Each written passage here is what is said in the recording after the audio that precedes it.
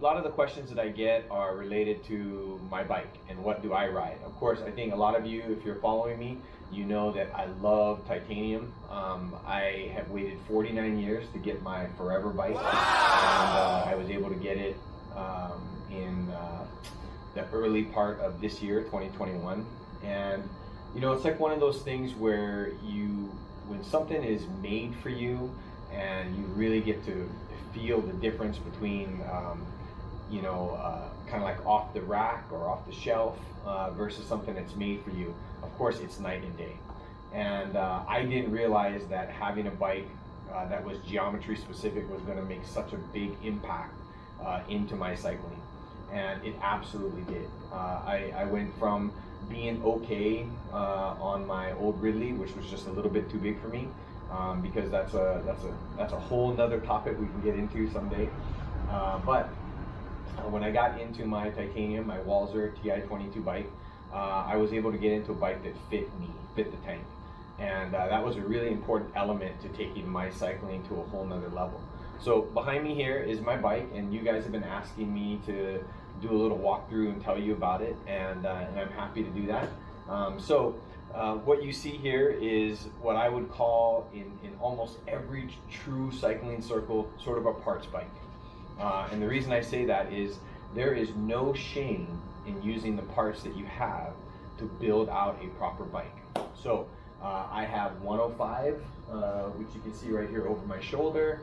Right behind me is actually my Dura Ace crank. These are Ultegra pedals.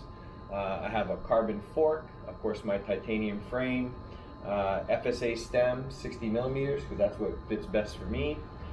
This is a Shimano Pro handlebar, 40. I've got the 105 STIs. I'm running mechanical disc brakes because hydraulic was just out of my price range, and so the mechanical disc brakes are the ones I went with. These are the TRPs. I love them. They're fantastic. I've got some Ultegra rotors there. I've got a Dura Ace chain on here. This is a Bontrager aluminum front wheel. On the back is a DT Swiss carbon fiber, and I pretty much run exclusively Continental tires. In this case, these are, what do we have on now right now? I think these are the GP 5000s, yes. And so between those or the standard Gator skins, I love Gator skins, and I think I've said this before in some other vlogs, simply because you just don't get flats as often as you do on anything else. And I've had a couple flats in just the last 2 weeks worth of riding, including one that caused me to crash, which of course I posted on Facebook, and there's some more coming up about that race. That'll be in a later vlog. But anyway, Continental makes a phenomenal product. I don't get paid by them, so I can say what I want.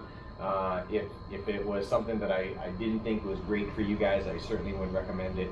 But the Gator skins are a little bit pricey, I know, but you tend to get what you pay for, and there's definitely quality there, especially on the roads that a lot of us ride on here in the Philippines. I think you would enjoy it. And for me, I just think, you know, I'd rather invest a little bit more in a really good tire, because that's a super important component on your bike to have an enjoyable outing, and than it is to try to skimp a little bit there, you know, skimp someplace else if you can. So a lot of the questions that I get asked are, does this make a difference? You know, what about weight? You know, all those things. Well, to be honest, I'm not necessarily super concerned about weight. For some of you know, my journey in cycling and nutrition started when I was 119 kilos. Since then, I've lost 35 kilos as part of my lifestyle change, and also, of course, all the cycling that I'm doing. But I'm still 85 kilos. So for me to be worried about 200 grams or 400 grams and how much that actually costs on a bike to bring down, it's just not relevant. And so I really focus on, you know, what is going to give me the best performance. Shimano 105, if you can't afford Ultegra or even more so Dura Ace, then I think Shimano 105 is awesome. But here's what I'll tell you. Ride whatever you have to ride. Don't worry about all of the other things. Just worry about riding your gear. right? That's what matters most. Your group set is your group set, so own it. You know, take advantage of that. So I have a 105 rear derailleur, and I'll tell you why.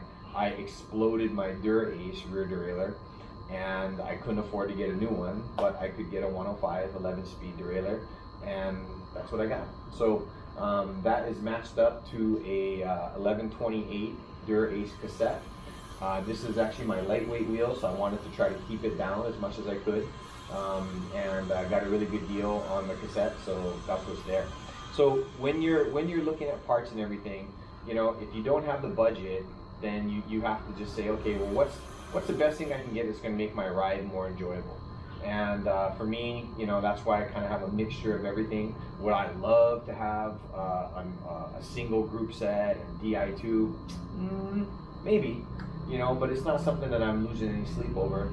And, you know, the one thing about DI2, again, I'm not paid by Shimano, so I can say whatever I want. It's lovely, it's beautiful, it certainly is very, very efficient. You can do some programming to make yourself even more efficient on your shifts and all those kind of things. But if something ever happens, like I know someone that forgot to charge their battery and it turned their bike into a single speed. I'm not going to name any names. But anyway, so, you know, at the end of the day, you know, all of those things are great if you can afford them.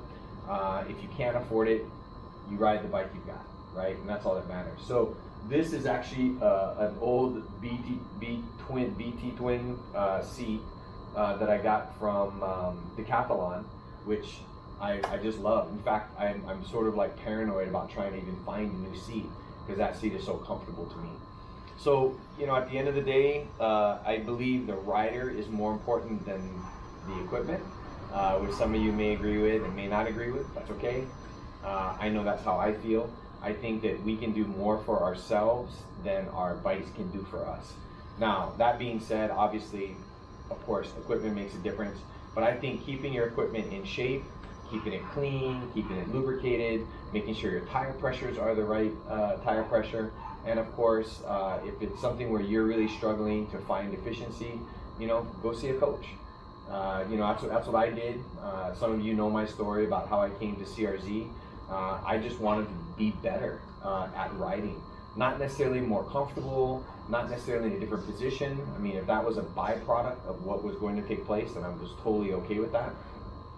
But I wanted to be better on my bike. I wanted to do better on climbs. I wanted to be able to ride longer distances. And ultimately, you know, I wanted to compete. And now here I am. And so, but none of that happened without, of course, I think all you guys know my coach, Coach Leian Cruz from Cruise Control. And there's so many of us that have gone through the program at CRZ.